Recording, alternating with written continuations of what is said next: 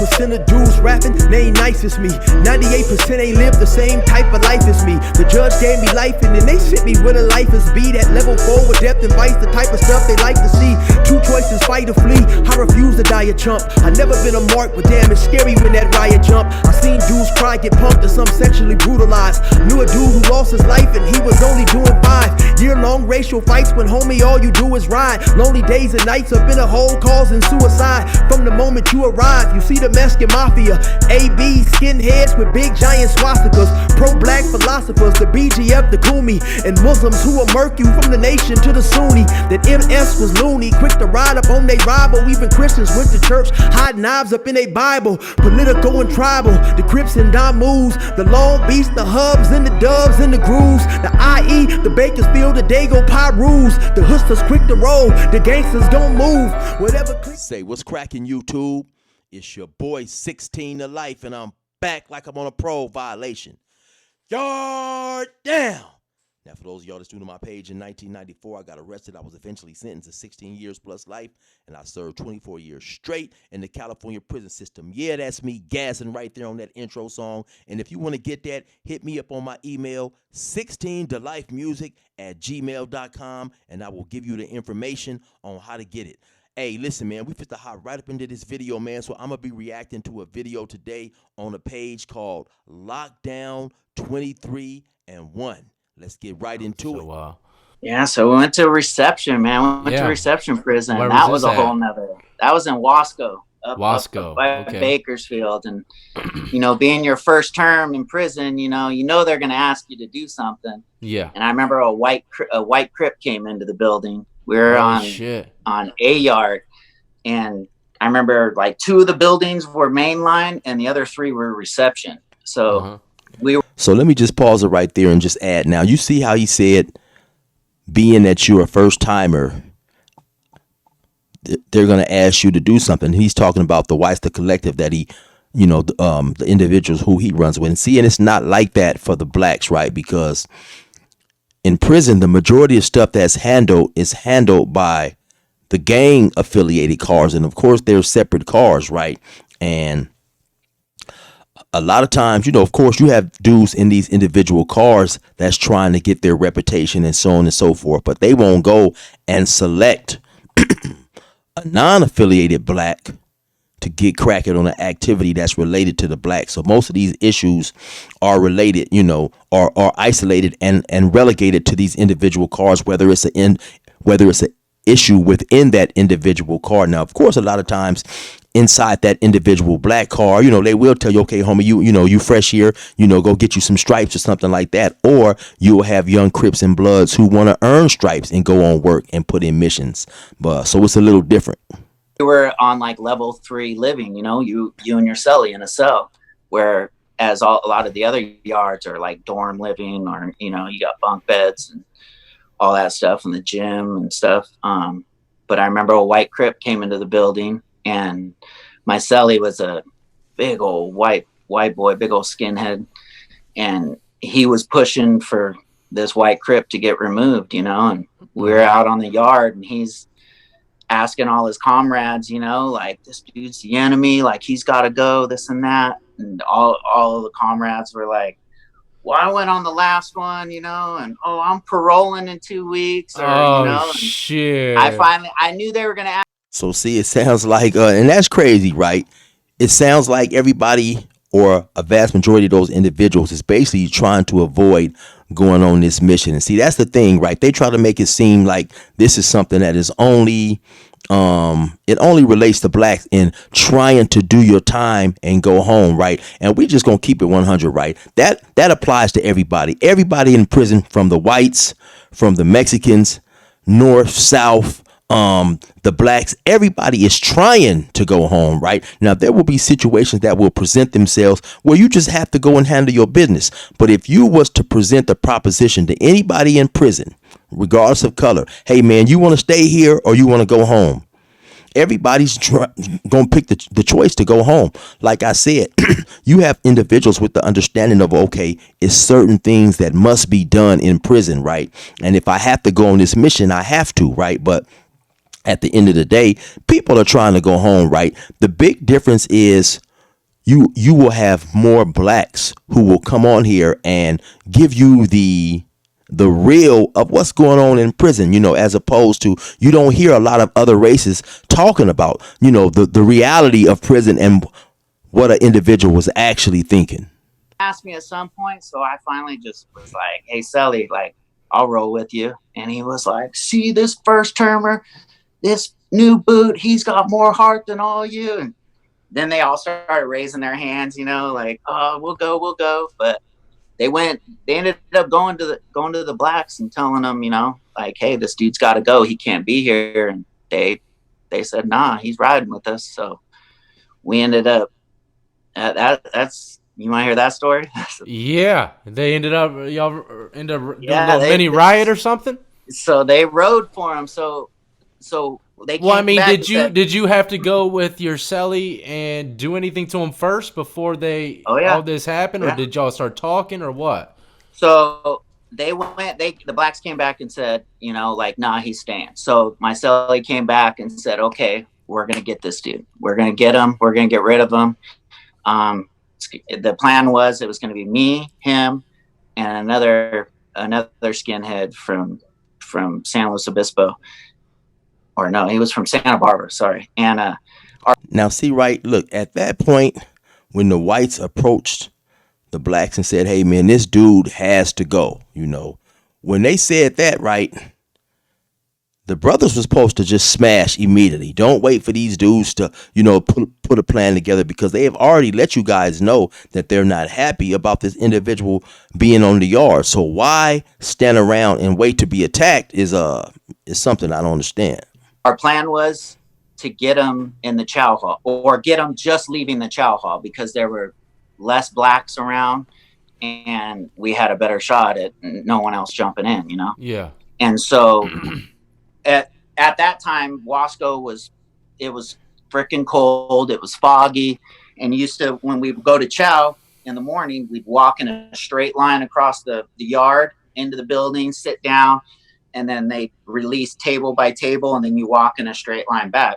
Well, his cell was kind of close to ours. So, so our plan was, as soon as we were coming out of the chow hall, we were going to get him. We were going to jump on him. And so we get into the chow hall, we let the races know, we let the homies know that, hey, we're going to put the yard down just out of respect, so they keep their people back. So there's nothing, nobody accidentally gets hit or anything, cause that'll be it's risky doing it in the chow hall. There's a lot of people around. Yeah. Now, when he says, we let the homies know, I assume that he's talking about the Southsiders, right? And so the reason, and this is protocol, the reason that's done, right, you give people on the yard you feel you can trust with this information a head up, so they'll already know. And when they see something going on, they won't, sometimes you have people who run with certain collectives who may look like they run with other collectives. And so to prevent that, you give this head up to these other races, right? And say they were smashing on a white dude who was riding with the whites, then they probably would let all the races know. That way it just won't be no misunderstanding or confusion when they look up on the yard and see something going on, right? And so, of course, at this point in time, they're not going to give the blacks a head up, because they are attacking somebody who programs with the blacks. But once again, that's just to prevent any confusion. You didn't want any Southsiders looking up and just possibly, for whatever reason, thinking that it was one of their homies involved in a situation with the whites, and then they run over there to help. So this is just prison protocol in Cali. Yeah. So we're coming out of the chow hall and we're walking in a straight line. Well, we're kind of trying to fall back and wait for this dude. And the gunner in the tower starts yelling over the loudspeaker, straight line, keep it moving. So we're like, shit. So we walk into the building and my celly's plan was, the faucet in our cell wasn't working at the time, so we didn't have any water. So he went up to the guards at the podium and said, hey, can I grab a bucket and fill it up in the day room and take some water back to the cell? So they were like, yeah. So they popped our cell. So me, him, and this other skinhead are waiting by our cell. And there were a couple other white boys that were standing around just keeping point, just in case the blacks were going to jump in. So this white Crip comes walking in with his celly, and his celly saw what was going on. His celly knew, and right when they walked into the building, the celly split left and just left him hanging, dude. So Damn. Yeah, that's some cold shit, man, because at this point, they have recently, like within a day or so, have got the head up that the whites don't want this dude on, right? So his celly's supposed to be there 100%, right? He's actually supposed to have several Crips keeping usalama on him. Usalama is a Swahili word for security, right? Because once again, they know it's coming. And so at the end of the day, the white Crip, he knows he's the target. So if anything else, if nothing else, he's supposed to just take off, make his plan of attack and attack. Don't sit around and wait for a plan to unfold on you and then see if you can come out of it on top or not. Once it has been verbalized that you have been targeted for attack, you're supposed to get cracking. He's walking across the day room, and he's got his jacket on and his beanie, and my celly's filling up water in the bucket. And he comes over by the cell, and I remember him dropping the bucket. He's coming around the bunks, and he's like, all right, let's go. And so me and this other white boy take off after my celly, and my celly's fucking running at him full speed, dude. And my celly's a big dude. And right when he gets to him, this guy's just walking, sees us running at him. He doesn't even lose step, dude. Just walking. Right when my celly gets to him, he just pulls his coffee mug out of his jacket and just boom, just racks my celly and just splits his forehead open and just drops him. Shit. Now, for those of you guys who haven't been in prison, they give us this hard plastic coffee mug. I'm trying to describe it, right? And it's just like this hard, thick ass plastic, and those things are definitely weapons. And sometimes when riots have jumped off in the chow hall, people will start throwing those things, and if you get hit with one of those, you definitely gonna be jacked up. So right when that happened, the other white boys that were keeping point all panicked and rushed in. So now there's 5 of us on this one dude, and I don't know if you've ever been 5-on-1, but you guys are doing more damage to each other than you guys are actual him, Yeah. And he's like fighting back, and he gets out of his jacket, and they got the whole yard down, and they're yelling, get down. And he gets away from us, and we chase him down over by the podium, and we get him on the ground, and we're booting him. Beating the pants off him. And I just hear that gun go off. Boom. And I hear, so the homeboy Kit next to me, I just hear him start screaming because that block gun just hit him right in the wrist and just snapped his wrist. Damn. So now he's on the ground. We're still getting him, though. That didn't even stop it. So now, real quick, in the tower, right? In the tower in the California prisons, they have 2 weapons. They have one weapon, and it shoots these wooden projectiles, and those things are extremely hard. And then they also have a Mini 14, which shoots the 223 ammunition rounds, right? But those, I have seen dudes get shot with that block gun and have their whole head wrapped up. I remember a partner of mine, man, Swole from Hoover. He had got into a fight in Salinas. He was beating somebody in the rotunda, and the guard is just right over. The rotunda is like a little hallway that lets you in and out of the building, and the guard is above it in the tower, but he has this little like slot where he can open and fire into the rotunda if need be. And that's exactly what he done. He pointed the block gun in there and shot the block gun and hit Swole in the head. Now at the time, Swole had hair. He had like a curl, but still that block gun, man, jacked him up, and he was wrapped up a lot of bandages around his head. So yeah, those wooden projectiles coming out of that block gun are extremely dangerous. The cops come running over, and we're getting them. And right when I turned around, I just caught that OC spray right across the face, dude. And I don't know if you ever been sprayed with that stuff, but yeah, that took all the fight out of me, man. I was laid out. I was laid out, throwing up, and by this time my celly's back up on top of the guy, and he's slamming his head in the concrete going, "You are the enemy." Like, what? It was crazy. Yeah, holy shit. They're spraying them. They finally lay us all down. Now they got to lock down the whole prison because it's they consider it a race on race, so they got to figure out what's going on. So they bring in the goon squad. They're taking pictures, they take the homie that got shot with the block gun. They take my cellie, and they take this dude. They got to take them all to the infirmary. They take the other 4 of us, and they put us in the showers, and they're decontaminating us. And then they tell us to go back to our cells to pack up because they're going to shoot us to the hole. So we go back to our cells. They got everyone locked down. Well, at this time, we're in our cells. They make you go pick your own shit up? Well, yeah. So they send us back to our cells. They take us back to our cells, and they have us packing up all our own stuff. Okay. So then they release the kitchen crew. And it all just depends, that's, in my opinion, that's pretty rare. A lot of times when you get caught up in a situation like this, a riot or a melee, they'll handcuff you right there on the yard, and they'll walk you probably into the cafeteria, or it just depends on how many people is caught up in that situation. They may leave you handcuffed on the yard. Sometimes this stuff goes on for hours, right? And then just escort you to the hole. It just all depends on how many people is caught up in it and where they're gonna store you until they can actually assign you to a cell.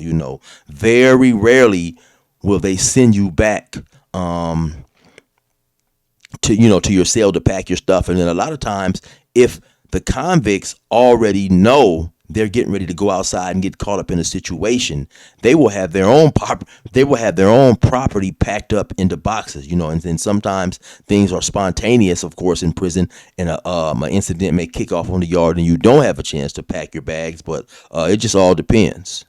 Back to their cells, the ones that were all feeding us. So on the kitchen crew were this white Crips homeboys, a bunch of other black dudes. Oh, shit. And there's probably 5 white boys on the kitchen crew and probably 15 blacks, dude. And right when they get into the building, the blacks rush the whites, dude. And they were beating the tar off the whites, man, making a statement, I mean, and that sucks. Being in your cell, watching that, not being able.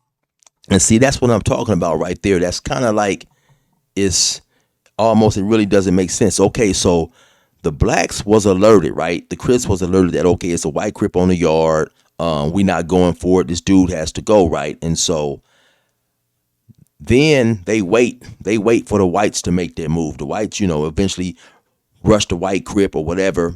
And then so now he's talking about, so immediately after that, in the chow hall, in the kitchen part with the workers, you had the Crips in turn basically rush other whites, even though the whites who rushed the Crip, they're all gaffled up, they're all handcuffed up and headed to the hole. So you're not actually attacking the dudes who attacked the Crip. You are rushing the whites in general for the disrespect, right? For the disrespect of rushing a white Crip.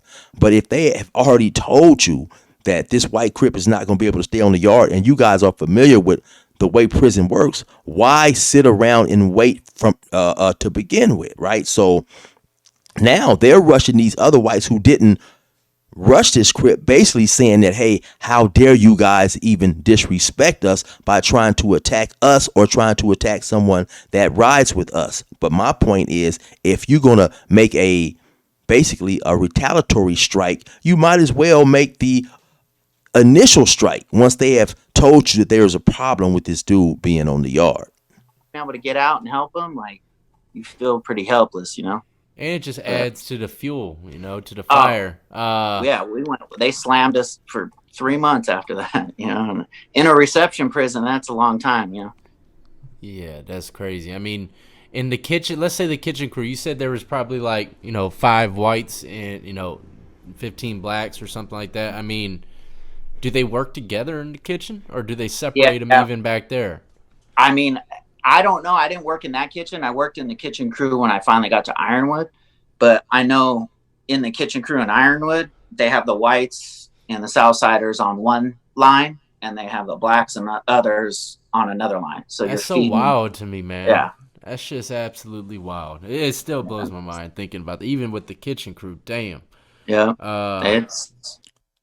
Now, I've never seen that happen before, right? I've worked in the kitchen a couple of times, and I actually worked in the kitchen at the prison in Ironwood, and they have 2 different buildings. They have 2 different sides that you can enter the chow hall in, right? So they have 2 actual different cafeteria seating areas for the convicts to eat, right? And then behind the back there in the back where the food is prepared and all that, and where they serve the trays through the little window slot, you're going to have a line, right? And in those lines, when I was back there, you had Southerners, blacks, whites, and Asians all working on the line together, right? You might have a South Sider serving the mashed potatoes, a black dude putting the biscuit in the hamburger on, an Asian dude doing the pudding, and then a white guy at the window sliding it out the little slot. I've never seen them isolate and separate the line workers by race, right? So yeah, that definitely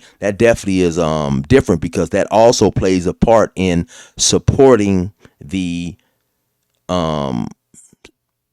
I'll say separation, right? Because you have a lot of dudes who get it misconstrued, and they believe that the California prisons are segregated. They are not segregated. They are separated by convict choice. For the most part, the staff and administration do not play a part or participate in trying to segregate the prison per se, outside of course, they will house a white with a white, a South Sider with a South Sider, a black with a black, so on and so forth. Segregation, man, it's for everybody's safety. Yeah, that's wild. That's wild. Would you say that was probably your wildest moment in there? Yeah, well, so I knew after that I was going to get some clout. And that's a big reason why I raised my hand on it, because I knew, like, we didn't have to stab him, which there's probably a lot of people that would think that, like, hey, you got to stab that dude, he's no good. Yeah. But we didn't have to stab him. We were just going to jump him, beat him up. I knew once I got to any other prison, they were going to hear about it, Yeah. And they'd, at least wouldn't be sending me on every little mission as a first timer, They'll consider it as a little, a little badge of honor. I guess. A little badge of honor, and then you get your letters tattooed on you because you put in work for the county. And but yeah, so they had slammed us after that. Well, they had taken my cellie and they had put him in another building. And so then they shot, while we were on lockdown, they shot in this other cat that he was from Fresno, ended up being from Fresno, and he was a J cat too. And then he came into the cell, and that was a whole nother story. This dude was trying to take advantage of, like. Okay, so I guess I'm gonna end it right there, man. The name of this channel is Lockdown 23 and 1. And forgive me for the audio. That's not on my part. That's the audio that came with this interview or whatever, right? And so I'm just reacting to this particular video right here, man. Hopefully I've got the issues resolved with my reaction format, man. I've been going through this, dealing with this shit literally, man, for 2-3 weeks. I got this little format scene. And I go to Chat GPT and it tells me what's wrong, and I'll spend hours building up the scene. Then the volume won't work, the sound won't work. Then it'll have me tear it down and this and that. So I mean, it's definitely a headache, man, and it has been impeding my work. But anyway, hopefully I got everything fixed. If you want to watch the rest of this video, this is California Prison Stories. Skinheads push to remove a white Crip. Once again, the name of the channel is Lockdown 23 and 1. You already know what it is. It's your boy 16 to life. Resume normal program. I swear in my own lane. That game greasy, bitch, that game need me. Them crackers let me out the gate, now the pressure's on. We about to get this shit straight like a pressing comb. The wrong cat to get aggressive on. I bring the bitch up out of niggas while you think they got them dresses on. My reach long and that's the best type. To have some dirty white boys come and smoke you like a meth pipe. And leave your chest bright red like a fire truck. Kicking your mom's door at night, nigga, and tie her up. I'm wild as fuck and I'm respected by the new youth. I put this pistol in their ear like a Bluetooth. I blow their brains on their new coupe. And have red everywhere just like a function full of soup whoops. Tell your troops I deal with beef like a butcher. My 4-5 pump more guys than Ashton Kutcher. Line pusher, quick to bury your clown. Nigga, I stayed in the park like the merry-go-round. Get it? That game greasy, bitch, that game need me. Oh, you niggas don't know my name. That game greasy, bitch, that game need me. I'm out here doing my thing. That game greasy, bitch, that game need me. I swear in my own lane. That game greasy, bitch, that game need me. Nigga name shit gonna change. I shook the coward on his hook cause it was hustle time. Only busted that you'll see me fucking with his Buster Rhymes. You spoken meth and doing lines like a dope fiend. Living foul, telling lies, hide behind a smoke screen. I'm trying to get rich by any means, except for turning to a bitch, being a snitch, or rocking skinny jeans. And a couple other things I disagree with. A lot of y'all tripping me, I'm sticking with this G shit. My heat spit, I get loony with the rifle. Riding by myself like I'm on a unicycle. I'm bad like Michael, no Randy, no Tito. I never been a bitch and I can put that on me though. First nigga trip, I'm on his ass like a Speedo. My 4-5 clapped and it's a rap burrito. I leave you in a fetal position, I spark fast. I'm just trying to get green like the east side park grass. In the march, don't ask if I might clap. I had life and now I'm home and they don't like that. I'm right back like I left something. Like I told your bitch to hold my dope sack and she kept something. Bet something if you think I left the strap at home. That bitch stayed with the kid like a chaperone. And I'm prone to put my mask on and spin the block. Hit my target spinning round. That's how you change round the ops. Laying down, call the cops. Now it's lots of yellow tape. I'll never box my op unless they pay me what Canelo make. I'm a shooter, boy. I blaze shit up for Carmelo's sake. Niggas talking, acting tough, but sweeter than some yellow cake. I don't take one bite. Play with me, gunfight. A nigga come for me on mama's cuz he better come right. If not, seal casket. No more sunlight. Smoke shop. Yeah, I got way more than one pipe. You will never fuck with me. Pussy, you the nun type. You report shit after it happened, walk the crunch kite. I'm a mentor or instructor, sensei. A nigga who was really in the field like Kunta Kinte. The game greasy, bitch, the game need me. Oh, you niggas don't know my name. The game greasy, bitch, the game need me.